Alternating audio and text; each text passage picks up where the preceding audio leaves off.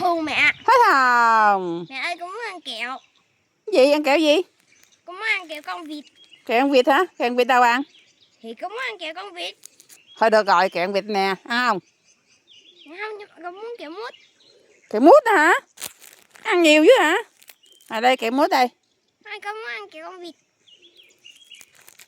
Rồi kẹo con vịt đây. Kẹo mút. Nè kẹo mút đây.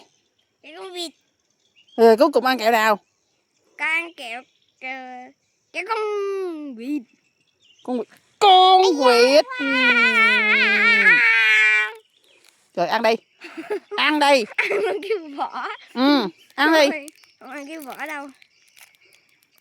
Kẹo này kẹo kia hoài. Ủa chị ba ăn cái gì kìa? Chị ba ăn kẹo tô màu. Hả? Chị ba ăn kẹo tô màu hả? Chị ba ăn kẹo mút không? Dạ không. Em biết nè.